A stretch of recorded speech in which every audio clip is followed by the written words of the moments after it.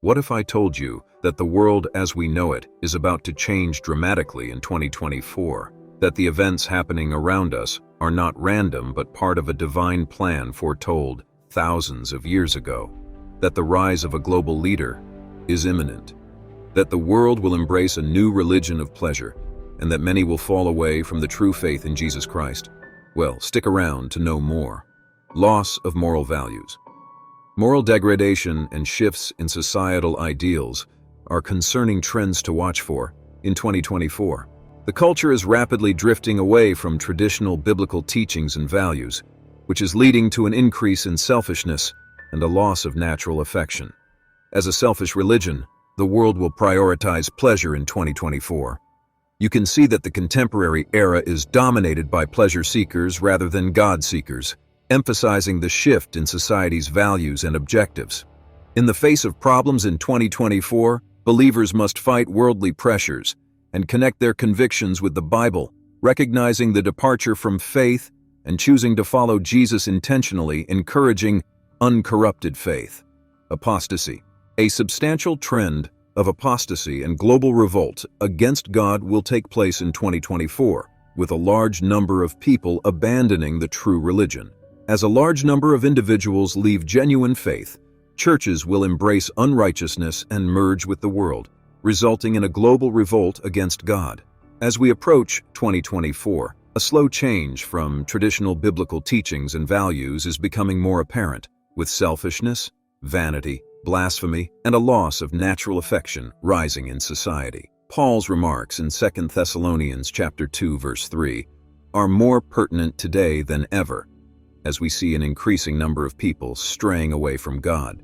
The church's responsibility is not just to guard against apostasy, but to actively promote sound doctrine, ensuring that the faith once delivered to the saints remains incorrupt and undiluted. The concept of global unity. The growth of global unity in government fulfills biblical prophecies by preparing the way for the Antichrist and his system to come. According to the Bible, the Antichrist will use peace and security as a pretext to establish control and influence over the world. He will also exploit the world's economic, political, and religious difficulties, proposing false solutions and promises. The Bible also reveals that there will be numerous false prophets who would promote Antichrist worship and perform miracles to fool the populace, as shown in Revelation 13, verses 11 to 15. The interconnectivity of events, as well as the establishment of alliances and unions of countries, are more than just geopolitics. They are the fulfillment of ancient prophecies, paving the way for the rise of a global leader. The rapid speed of technological advancement lends credence to the biblical prophecy of humans carrying a mark on their right hand or forehead. We should pay attention to the growth of global unity and governance since it corresponds to biblical prophecies. According to the Bible, a global governmental and religious system will resist God and his people.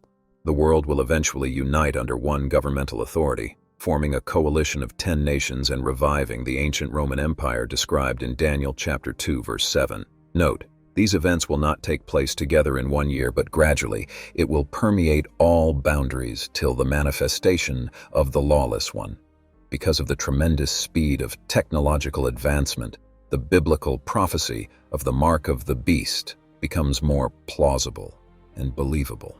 Biotechnology, digital money, artificial intelligence, and surveillance system advances may enable the installation of a global identifying and tracking system related to the mark of the beast, a microchip, a tattoo, a barcode, or any other device that stores personal and financial information that can be read or validated by a centralized authority could be used as the mark. The mark could be linked to a social credit system that rewards or punishes people based on their agreement or opposition to the Antichrist's agenda. Digital currency.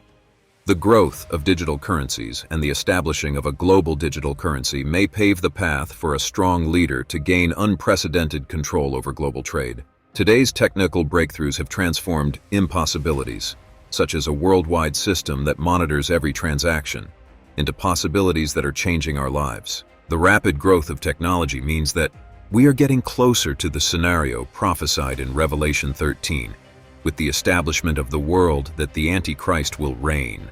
Remember, this will begin slowly and almost surreptitiously till it becomes apparent, and by then, it might be too late to revolt. The rise of digital currencies and global economic systems are trends to watch in 2024, as they may pave the way for a foretold leader to have unprecedented control over global commerce, while technological advancements and the mark of the beast are also essential pieces fitting into the end-time prophecy puzzle. As breakthroughs in biotech, digital banking, and surveillance converge in 2024, we get closer to the biblical prophecy of individuals having a mark on their right hand or forehead, deciding economic and commercial transactions.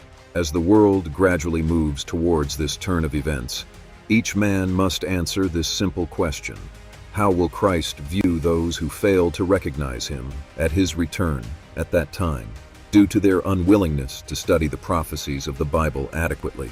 Could this be what he is warning us against in Matthew 25's parable of the 10 virgins, in which those who aren't ready for his coming are barred from entering the kingdom?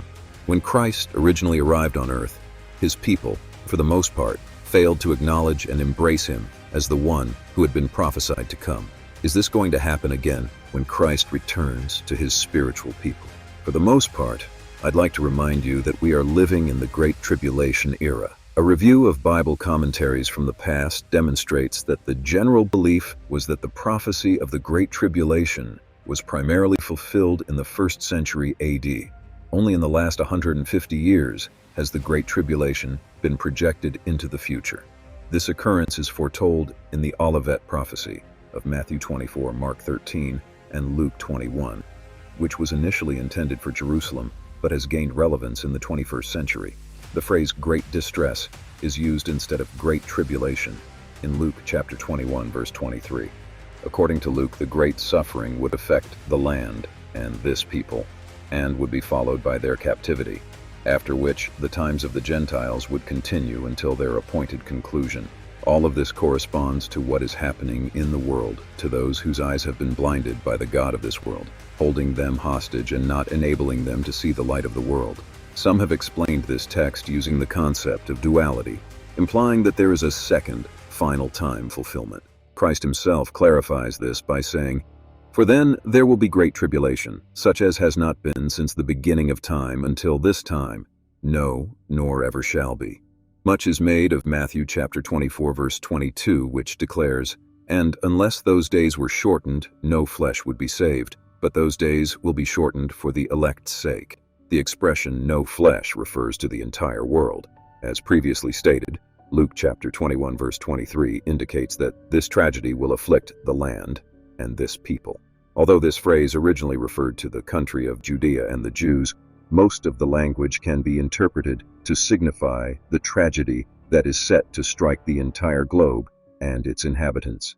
Just as all people had to do to escape, this calamity was to leave Judea and flee to the mountains, Matt 24:16.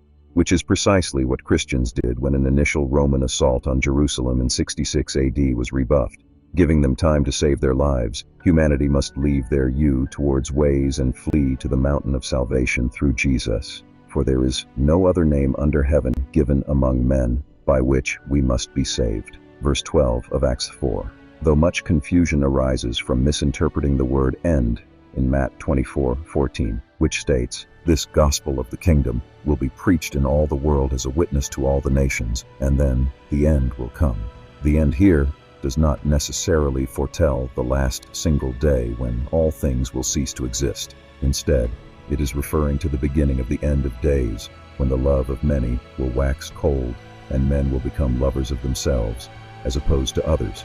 As a result, Christ logically continues in the following verse, "Therefore, when you see the abomination of desolation spoken of by Daniel the prophet standing in the holy place, then know that the end is near." Global unity, technical advancement, the great apostasy, and moral deterioration are all warning signs, pushing believers to reflect, discern, and act on their convictions, keeping consistent in their religion and reinforcing the foundations of their views.